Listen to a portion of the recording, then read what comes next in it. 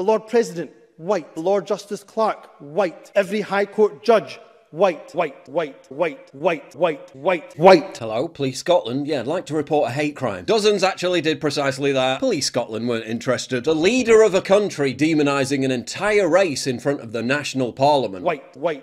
Not a hate crime. Calling a biological man a man. Lock 'em up for 7 years. Think I'm joking? Ooh, think again. Welcome to the utter stupidity of the Hate Crime and Public Order Scotland Act, under which even the BBC acknowledges that insulting a transgender person by misgendering feminine pillars of beauty such as this is now a hate crime in Scotland. Welcome to Scotland. Please gender carefully. But it gets stupider. It always gets stupider. The official guidance that accompanied the passage of the bill, intended to prevent demonisation of people based on race and age, literally demonises people based on race and age. On its own website, Police Scotland states, "We know young men aged 18 to 30 are most likely to commit hate crime. They may have deep-rooted feelings of being socially and economically disadvantaged, combined with ideas about white male entitlement." Yeah, is that Police Scotland? I'd like to report a hate crime by Police Scotland. The Indian Council of Scotland have actually reported this to Police Scotland. Can you investigate the Labour leader? Because he also seems to be suggesting that there's something wrong with being white. Every director of a department in Scotland,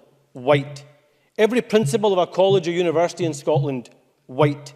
Every head teacher in Scotland, white. Every chair of a public sector body in Scotland, white. Every High Court judge in Scotland, white. Every prison governor in Scotland, white. Every editor of a news organisation in Scotland, white.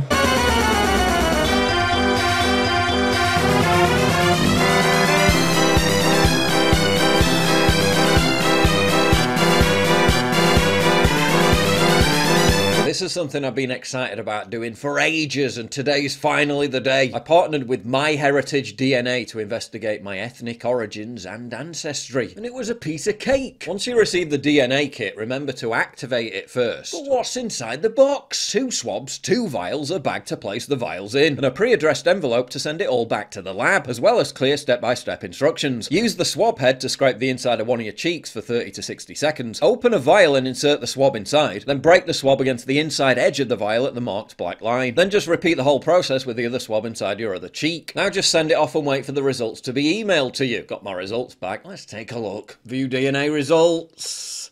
Let's go.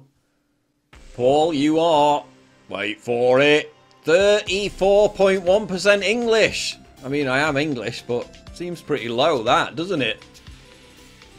33.9% Scandinavian. What? We're talking about Viking blood right there.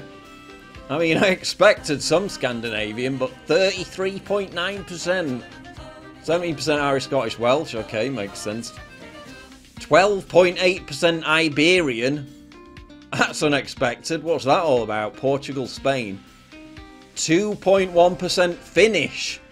If you put the Scandinavian and Finnish together, I'm basically more Scandinavian than English. What is going on? I expected a bit of Viking, but that's way more than I anticipated. There's also an entire section listing your relatives based on DNA matches. I can investigate my relatives from all over the world, including Sweden, and find my Viking brethren. Now it's your turn. You can get your DNA kit by using my special link in the description box down below. And use coupon code PJW to get free shipping. As an added bonus, you can start a 30-day free trial of MyHeritage's best subscription for family history research. And if you've got privacy concerns, don't worry, because MyHeritage will never sell or license DNA data. You're the sole owner of your DNA data. I've found it really fascinating to uncover my genetic history. It makes you feel intimately more connected with your roots, and so I'd recommend it to anyone. So please check out MyHeritage DNA via the link down below. What's that I hear you say? It can't get any stupider. You're really underestimating them. The police enforcement training of this new legislation literally said comedy shows and theatrical plays should be targeted. Retweeted a Ricky Gervais joke that offended some demented blue-haired shitlib in Scotland. Women.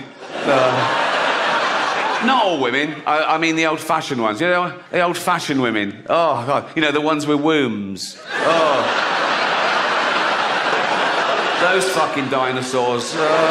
Maybe you'll get a knock on the door too. Even normie sports media types are warning it could outlaw classic football chants. Transgender activists are licking their lips at the prospect of having their arch enemy J.K. Rowling locked up. As a woman, she gets no safeguard as a specially protected class under the bill. This specimen, on the other hand, well, don't insult they them, now fully protected. They're creating entire lists of ex-users spying on their tweets like hall monitors, just waiting to pounce by filing vexatious reports to sick the thought police on them. Proving again how this isn't a law to protect vulnerable minorities. It's a weapon being handed to the worst people in society to crush freedom of expression. They could even apply it to private conversations. Let's say two people have a bust-up, a fallout. It could be in business, it could be within a family.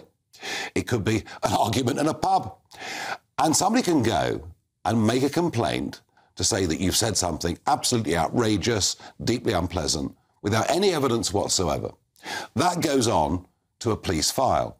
The police look at it and say there is a lack of evidence, and yet that will be recorded on your police file as a non-crime hate incident.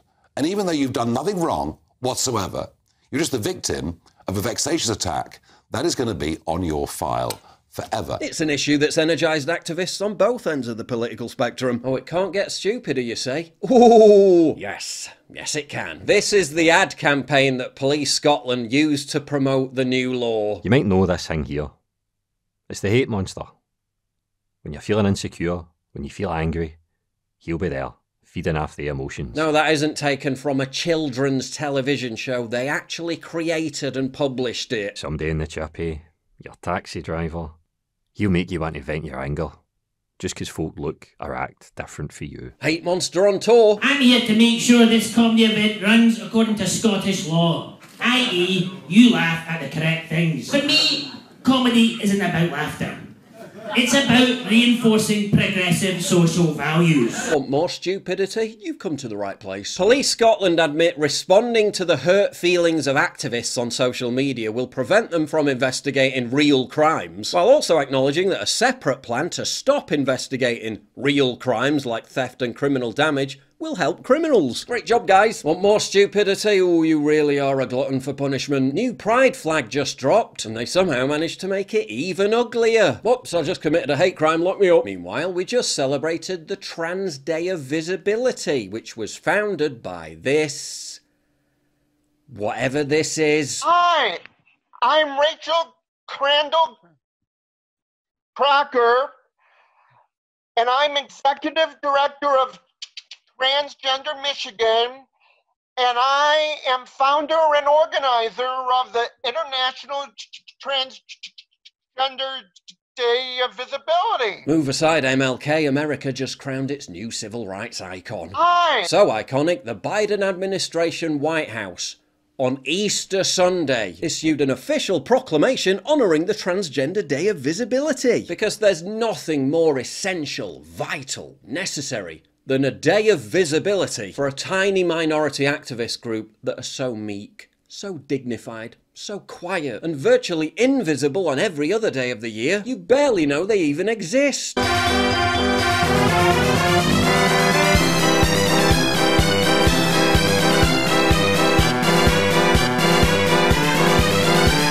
A lovely group of people. Sod Easter, sod Christianity. Let's light up major landmarks and skyscrapers in their honour. You can't stop progress. And before I go, if you skipped the ad in the middle of the video, big mistake. You missed the surprising results of my DNA ethnicity test via MyHeritage, so don't forget to click the link down below.